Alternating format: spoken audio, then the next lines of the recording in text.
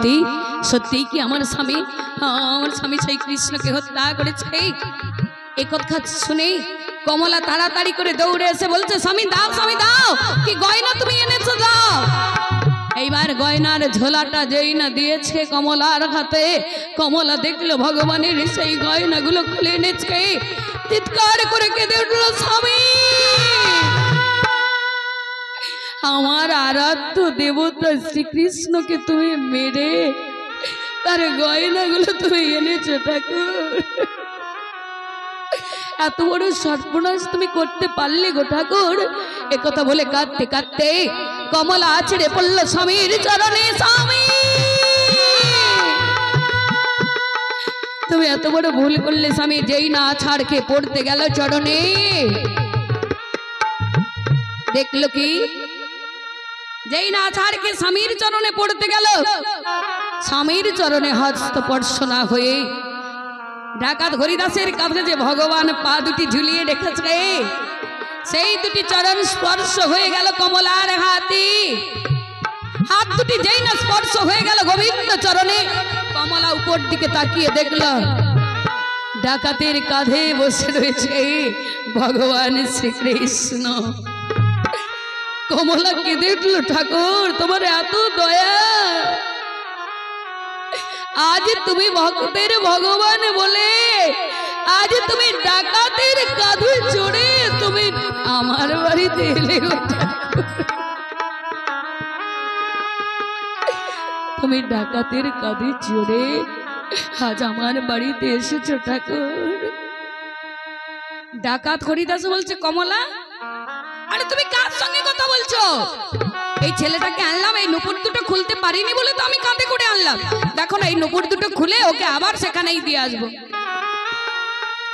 কমলা স্বামীর চরণ দুটি জড়িয়ে ধরে বলছে, স্বামী আজ যাকে তুমি কাঁধে নিয়ে এসেছো একবার তুমি তাকিয়ে দেখেছো তার বদনের পানে?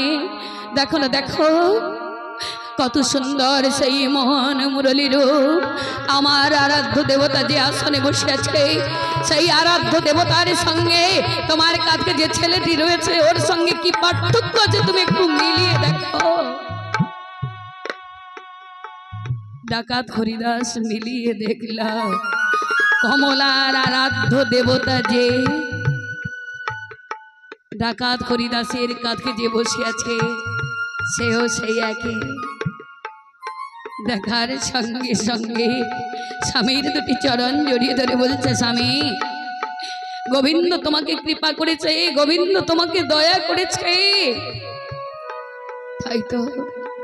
তাই তো তুমি আজ ভগবানকে কাঁধে করে আনতে পেরেছো গো ঠাকুর। আজ তোমার এত দয়া, এত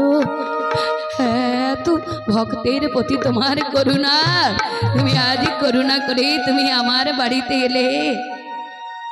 আর এমন সময় ভগবান যেই না চিনতে পেরেছে, ভগবান বলে উঠল ডাকাত হরিদাসকে, বলছে হরিদাস তুমি তো আমাকে নিয়ে এলে কাঁধে করে আমার নূপুর দুটো খুলে নেবে বলে, তাহলে আজ যখন চিনতে পেরেছি এবার এই নূপুর দুটো আমি নিজেই খুলে দিই।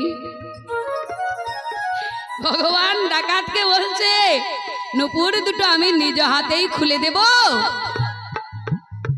ডাকাত হরিদাস বলছে প্রভু গো আজ তোমাকে আর খুলে দিতে হবে না ওই নূপুর। আজ যদি নূপুর দুটো খুলে দেওয়ার হতো, আমি যখন বৃন্দাবনে গিয়েছিলাম তখনই তো তুমি নূপুর দুটো আমাকে খুলে দিতে পারতে। চাই না আরে জীবনে আমি যে আর কিচ্ছু চাই না গো ঠাকুর। আমি যে এই নূপুর দুটো আনতে গিয়ে আজ যে আমি তোমাকেই পেয়েছি, এর বেশি কিছু চাই না। আমি আর কি চাই জানো ঠাকুর? ঠিক সেই যাওয়ার বেলাতে দু চোখে আধার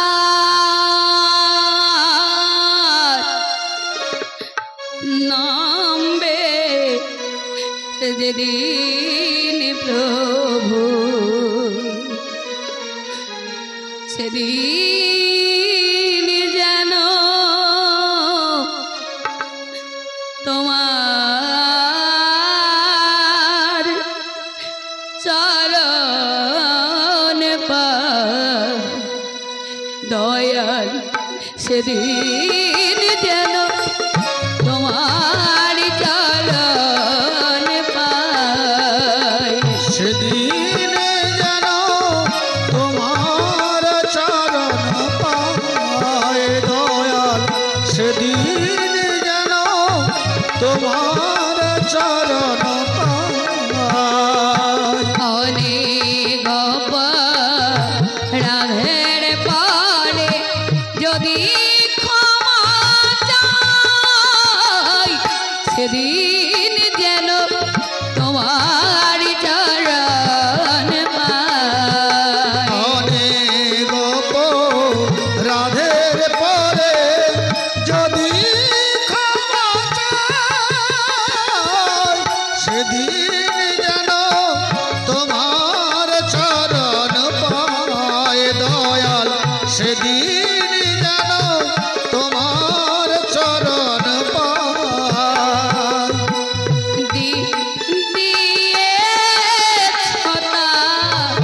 অনেক প্রভু পারিনি তো নিতে কবু,